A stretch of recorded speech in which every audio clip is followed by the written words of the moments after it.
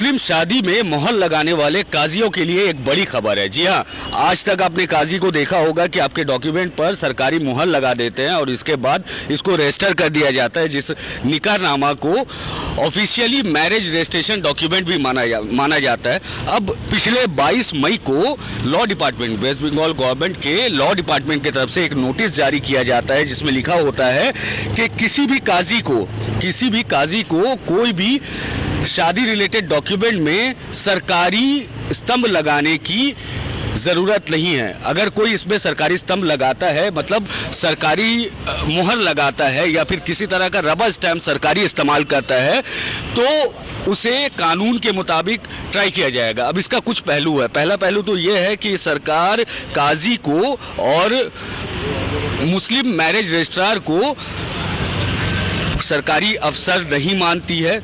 दरअसल 19 अक्टूबर 1995 में यही लॉ डिपार्टमेंट एक नोटिस इशू करता है, जिसमें कहा जाता है कि काजी और जो भी नए काजी और मैरिज रजिस्ट्रार, मुस्लिम मैरिज रजिस्ट्रार जो रजिस्टर हुए हैं, वो सरकारी मोहर का इस्तेमाल कर सकते हैं और उनके मोहर से रजिस्टर किया हुआ डॉक्यूमेंट को ही रजिस्टर्ड मैरिज सर्टिफिकेट माना जाएगा। लेकिन अब ऐसा है कि अगर आपकी शादी में, अगर अभी होने वाली किसी भी शादी में मुहर सरकारी लग जाता है, तो वो डॉक्यूमेंट इनवैलिड हो जाएगा। मतलब ये है कि काजी जो है, जिन्हें डायरेक्ट गवर्नर अपॉइंट करते हैं, अब उनसे वो हक छीन लिया गया है। ये कहीं ना कहीं आने वाले दिन में यूनिवर्सल सिविल कोड या फिर समान कानून की पहल है। जी हाँ, इलेक्शन से पहले हमने बीजेपी के बहुत सारे नेताओं को ये बोलते हुए सुना था कि सबके लिए यूनिफॉर्म सिविल कोड लागू किया जाएगा। यूनिफॉर्म सिविल कोड, जिसका मतलब है कि काजी के निकाह को नहीं माना जाएगा। आपको अपनी शादी रजिस्टर करवाना होगा मैरिज रजिस्ट्रार के पास में, कोर्ट में जाकर। जिस तरह बाकी शादियाँ, हिंदू शादियाँ हो या फिर सिख शादियाँ हो या क्रिश्चियन शादियाँ हो, बाकी शादी की तरह माना जाएगा। पर्सनल लॉ, मुस्लिम पर्सनल लॉ पे कहीं ना कहीं सवाल उठ जाएगा। यूनिफॉर्म सिविल कोड के बाद में मुस्लिम लॉ, मुस्लिम पर्सनल लॉ और नहीं रहेगा।